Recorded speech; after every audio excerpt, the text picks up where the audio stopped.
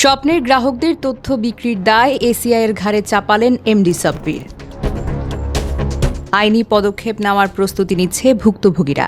বিস্তারিত দেখুন আরাফাত তুষারের পাঠানো ৩ পর্বের ধারাবাহিক অনুসন্ধানী প্রতিবেদনের দ্বিতীয় পর্বে। সুপারশপ স্বপ্নের গ্রাহকদের ব্যক্তিগত তথ্য বিক্রির ঘটনায় এসিআইয়ের ওপর দায় চাপালেন ব্যবস্থাপনা পরিচালক সাব্বির হাসান নাসির। প্রথমে হ্যাকিং বলে ব্যাখ্যা দেওয়ার চেষ্টা করা হলেও একাধিক নির্ভরযোগ্য সূত্র বলছে এটি হ্যাকিং হতে পারে না, বরং ডার্ক ওয়েবে বিক্রি করা হয়েছে স্বপ্নের প্রায় ৪০ লাখ গ্রাহকের তথ্য।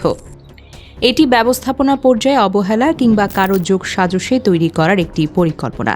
প্রায় ৫ মাস তথ্য গোপন রাখা, গ্রাহকদের সতর্ক না করা এবং পরবর্তীতে ঘটনাকে দুর্ঘটনা হিসেবে উপস্থাপন, সব মিলিয়ে পুরো বিষয়টি এখন বড় ধরনের অনিয়ম ও দায় এড়ানোর চেষ্টার দিকেই ইঙ্গিত করছে।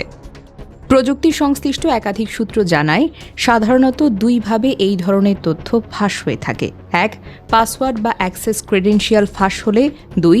ফিশিং লিঙ্কের মাধ্যমে ব্যবহারকারীদের কাছ থেকে তথ্য সংগ্রহ করা হলে, অর্থাৎ কোনো সন্দেহজনক লিঙ্কে ক্লিক করা বা ওটিপি শেয়ার করার মাধ্যমেই হ্যাকিংয়ের পথ তৈরি হয়। কিন্তু প্রশ্ন হল, স্বপ্নের মতো একটি বড় প্রতিষ্ঠানের আইটি বিভাগ কি এতটাই দুর্বল যে তারা এই মৌলিক নিরাপত্তার ঝুঁকি ঠেকাতে ব্যর্থ হয়েছে? সংশ্লিষ্টরা বলছেন, সাধারণ একজন ফেসবুক ব্যবহারকারীও এখন জানেন ফিশিং লিঙ্কের ঝুঁকি সম্পর্কে। সেখানে লাখ লাখ গ্রাহকের তথ্য সংরক্ষণকারী একটি প্রতিষ্ঠানের সাইবার নিরাপত্তা ব্যবস্থা এতটা অরক্ষিত থাকা স্বাভাবিক নয়। এ কারণে অনেকেই মনে করছেন এটি কেবল বাহ্যিক হ্যাকিং নয়, বরং ব্যবস্থাপনা পর্যায়ের ব্যর্থতা কিংবা কারো যোগসাজশে বিক্রি হয়েছে ৪০ লাখ মানুষের তথ্য। সূত্রগুলো আরও জানায়, স্বপ্নের ব্যবস্থাপনা পরিচালক সাব্বির হাসান নাসিরের নেতৃত্বাধীন প্রশাসনিক কাঠামো এবং এর মূল প্রতিষ্ঠান এসিআই এর ওপরও দায় বর্তায়। কারণ প্রতিষ্ঠানের তথ্য সুরক্ষা নিশ্চিত করা এবং আইটি অবকাঠামো শক্তিশালী রাখা মূলত ব্যবস্থাপনা পর্যায়ের দায়িত্বের মধ্যেই পড়ে। কিন্তু এত বড় ধরনের তথ্য ফাঁসের পরেও দীর্ঘ সময় বিষয়টি গোপন করেছেন। প্রশ্ন উঠেছে, যদি এটি সত্যি হ্যাকিং হয়ে থাকে তাহলে কেন প্রায় ৫ মাস বিষয়টি আড়াল করে রাখা হলো? কেন গ্রাহকদের আগে থেকে সতর্ক করা হলো না? নাকি এর পেছনে অন্য কোনো বাস্তবতা রয়েছে? এমন প্রশ্ন এখন ঘুরপাক খাচ্ছে ভুক্তভোগীদের মধ্যে। এদিকে তথ্য ফাঁসের ঘটনায় ক্ষতিগ্রস্ত গ্রাহকদের মধ্যে বাড়ছে উদ্বেগ ও ক্ষোভ।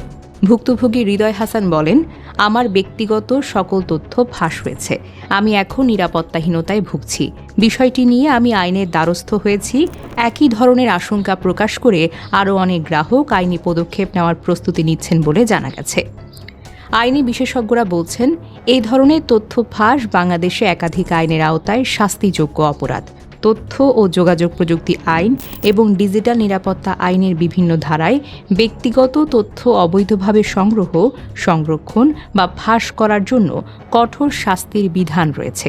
এছাড়া ব্যক্তিগত গোপনীয়তা লঙ্ঘনের অভিযোগেও দায়ীদের বিরুদ্ধে ব্যবস্থা নেওয়া যেতে পারে। এদিকে সংশ্লিষ্ট একাধিক সূত্র জানায়, গ্রাহকদের তথ্য ফাঁসের পাশাপাশি স্বপ্নের অভ্যন্তরীণ আর্থিক নিয়ম নিয়েও তদন্তের দাবি উঠেছে, যা প্রথম পর্বে উঠে এসেছিল।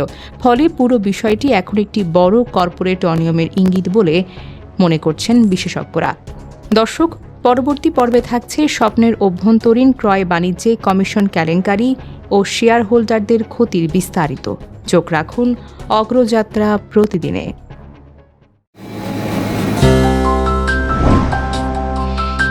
অগ্রযাত্রা প্রতিদিন,